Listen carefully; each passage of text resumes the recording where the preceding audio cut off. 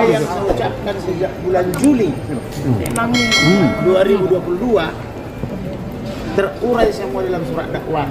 Jadi tidak benar saya menyebar hoax karena grup mereka melapor saya penyebar hoax. Setelah kita baca, kita dengar tadi pembacaan surat dakwah, 100% yang saya ucapkan itu ada. Bahkan masih kurang dikit lagi itu tentang belum dibahas judi online, tata niaga narkoba belum dibahas. Tetapi yang jelas sudah ada jenderal yang ditangkap karena tata niaga narkoba. Pasti kalian sudah tahu toh? Itu baru sedikit. Nah, jadi oleh karena itu pembacaan surat dakwah ini sudah sesuai dengan temuan-temuan saya dan laporan-laporan intelijen saya kepada saya.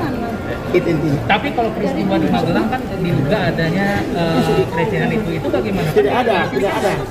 Kalau disebut ada peristiwa pelecehan, maka bicara tentang kapan. Ya, kapan waktunya? Tanggal berapa? Hari apa? Jam berapa? Siang atau malam, pagi atau sore? Kalau tak bisa dijelaskan itu hoax. Yang jelas mereka mengatakan ada pelecehan atau pemerkosaan itu adalah tanggal 8 Juli 2022 di Duren 3. Tapi ketika berhasil saya patahkan dengan cara mengatakan periksa CCTV disambar petir, periksa DVR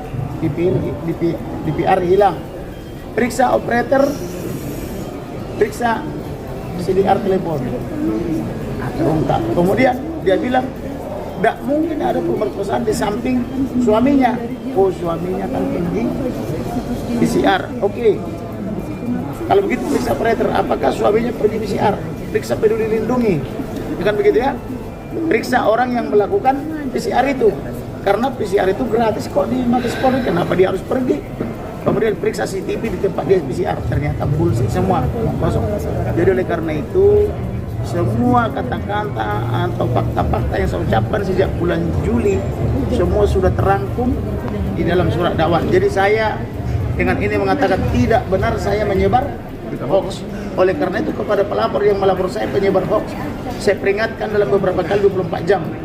Cabut itu laporanmu atau ku penjara kau. Zakirudin. Ya? Pak Kamarudin, Bang, ini kan Karena itu berprofesi advokat juga, diduga advokat ya. Saya peringatkan kamu ya, saya tidak pernah main-main dengan ancaman saya. Cabut laporanmu atau ku penjara kau. Pak Kamarudin, ini kan masih ada perbedaan pendapat antara yang Bapak sampaikan itu Pak dengan yang disampaikan di dakwaan tadi. Apa perbedaannya? Ada beberapa, artinya kan masih ada, apakah kalau misalkan dari pihak keluarga, apakah sudah puas Pak dengan dakwaan yang dibacakan oleh JPU tadi? Sepanjang bisa dibuktikan oleh jaksa 340 tentu puas. Oke. Karena saya belum jadi pengacara, saya sudah yakin ini 340. Karena roh Tuhan ada pada saya. Jadi saya menulis saja di dini hari itu ketika saya lembur. Polisi menembak polisi di rumah pejabat utama polisi. Mudah-mudahan bukan urusan wanitanya polisi. Saya belum kenal keluarga terdakwa. Saya sudah tulis duluan. Itu tidak asal saya tulis. 5 menit kemudian ada saksi Sangga Sianturi langsung menelpon. Itu beremu tulang, bere yang mana? Di Sungai Bahar. Sungai Bahar di mana pula itu? Saya belum pernah dengar Sungai Bahar ini. Maka saya bilang, sampaikan kepada dia, saya bersedia melindungi.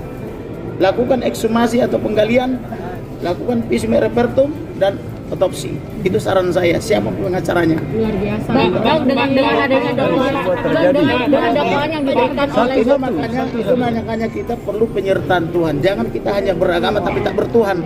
Tuhan itu sangat penting. Makanya saya bilang, sembah dan pujilah Elohim karena Dia Maha Dahsyat, Maha mengetahui. Segala rahasia bisa dibongkar. Saya cuma mengucapkan saja. Dia yang membuktikan. Artinya dengan dakwaan yang diberikan oleh JPU ini apakah yakin akan bahwa Sambo akan dihukum seberat-beratnya? Iya Bang, bagaimana kira-kira Bang? Sebenarnya saya tidak pernah bercita-cita untuk menghukum orang seberat-beratnya. Yang paling saya inginkan adalah pertobatan. Karena Elohim juga menghendaki pertobatan. Semua kita ini orang berdosa. Tapi Elohim mau kita bertobat supaya kita masuk surga. Itu intinya. Jadi Sambo juga sebenarnya kalau dia bertobat, menyadari dan tidak berbelit-belit, sebenarnya saya mau memfasilitasi restoratif justice.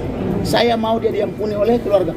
Tapi karena terus dia membuat skenario, udah kalian lihat tadi kan. Dia masih berbelit-belit gimana Bang? Menghilangkan barang bukti, merusak barang bukti, melibatkan anggotanya segitu banyak, hampir 100 orang. Itu kan kejahatan luar biasa. Jadi sebenarnya kita tidak mau orang dihukum yang sangat berat, karena percuma dihukum berat. Toh Lauli juga sebagai Menteri Hukum HAM tidak mampu membina lembaga pemasyarakatan. Toh pedagang narkoba juga dari lapas. Itu bukan rahasia umum, karena orang-orang di lapas itu juga dimanfaatkan oleh para sipir dan kepala rutan dan kalapas untuk mencari duit, menipu orang di luar. Saya sudah ngani banyak perkara, penipunya berasal dari lapas. Jadi apa yang dicita-citakan oleh Sacipto Raharjo tentang lembaga pemasyarakatan tidak tercapai. Karena kenapa? Karena orang itu sibuk berdagang remisi, berdagang yang lain-lain, berdagang narkoba di lapas itu. Jadi sebetulnya lebih bagus hukumannya misalnya tidak terlampau berat tapi dibina. Tetapi kalau dia baru beli-beli terus, saya akan minta kepada hakim dan jaksa supaya dituntut atau divonis hukuman mati. Tapi kalau dia sadar dan bertobat, biarlah itu urusannya dia dengan jaksa dan hakim. Saya tidak mau komen atau tidak mau intervensi. Tapi kalau dia terus tidak mau jujur, saya akan gunakan segala cara supaya dia dihukum mati. Itu intinya. Tapi saya lebih senang dia bertobat. Kalau Bapak membantah adanya pelecehan seksual itu, apa motif yang Bapak ketahui, Pak? Kan begini, kan dia bilang pelecehan seksual atau pemerkosaan kan di Duren 3. Di Duren 3 sudah saya batalkan, sudah SP3. Enggak jadi deh. Di Duren 3 tanggal 8 pindah aja deh ke ke Magelang tanggal 4 katanya. Yakin tanggal 4? Yakin katanya. Saya buka semua percakapan tanggal 4. Dia puji-puji prianya almarhum. Luas banget, hebat banget, multi talenta, mau bingung gaji berapa. Ada nggak wanita habis diperkosa puji-puji prianya? Kan aneh. Di mana-mana wanita yang diperkosa itu trauma dan benci kepada pelakunya. Ini kok dia suka banget dipuji-puji sampai dipotret lagi menyetrika baju anaknya yang lambang OSIS itu, dikirim ke adiknya. Kamu mau datang ke sini bang, bantuin kakakmu. Abangku ini multi talenta katanya. Nah yang pertama nanti ditanya oleh jaksa adalah apa saja sih talentanya? Berarti talentanya bukan cuma satu. Multi talenta kan banyak talenta. Apa saja? Itu pertanyaan nanti jaksa. Kalau saya jadi jaksa ya, kenapa ibu Putri katakan almarhum ini multi talenta? Apa sih talentanya kan gitu? Setelah itu, nggak jadi Duren 3, nggak jadi tanggal 4, tanggal 7 deh katanya. Tahu masih saya ikuti, tanggal 7 prianya diundang ke kamarnya, kamar tidur almarhum maksudnya diundang. Curhat-curhat seperempat jam disaksikan oleh ajudan lain. Ada nggak wanita habis diperkosa curhat-curhat sampai seperempat jam di kamar tidurnya, bukannya malah ketakutan. Ini kok panggil Joshua, aku mau curhat sama dia. Lu kok diperkosa kok curhat? Kemudian tanggal 7 sampai tanggal 8 mereka masih hidup bersama di rumah itu bersama ajudan lain. Kok habis diperkosa masih tidur bersama? Berarti kan tidak takut. Ciri-ciri diperkosa tadi apa? Takut dan trauma. Harusnya panggil polisi dong. Tangkap nih aku diperkosa. Periksa dong punyaku. Apa nanti semua repertum, ada nggak luka-luka? Kan kalau pemerkosaan pasti luka kalau udah cek kan gitu. Kemudian visum psikiatrum, ini enggak ada. Kemudian CCTV dilucuti. Lah kalau kamu diperkosa perlu bukti enggak? Perlu kan? Bukan malah menghilangkan bukti, bukan merusak barang bukti. Ini logikanya di mana? Makanya saya katakan orang pintar menjadi bodoh tanpa penyertaan Tuhan. Tapi orang bodoh akan berhikmat karena penyertaan Elohim gitu.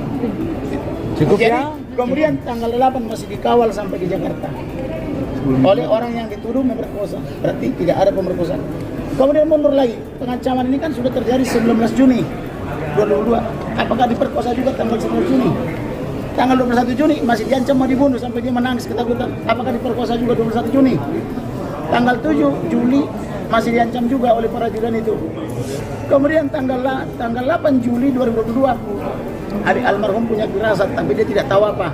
Datang ke rumah itu tiba-tiba dicegat oleh ajudan bernama Daden dan Romi, digeledah. Padahal dia sudah bertahun-tahun datang ke sini, tak pernah digeledah, tak pernah dihalangi masuk ke situ.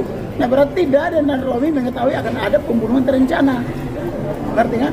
Kemudian saya katakan, oh dia melakukan pembunuhan terencana dengan diduga pembasahan peredam, pakai sarung tangan, melakukan tembak-tembak dinding supaya terkesan tembak menembak.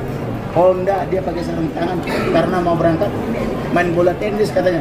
Kok main bola tenis kok bawanya pistol sampai terjatuh pistolnya? Kalau orang mau bawa bola tenis bawanya stick sama bolanya, raket dan ininya gitu. Bang, ini kan sampai akhir tampaknya Sambo masih berusaha tetap dengan konsisten dengan pernyataannya. Kalau dia konsisten positif.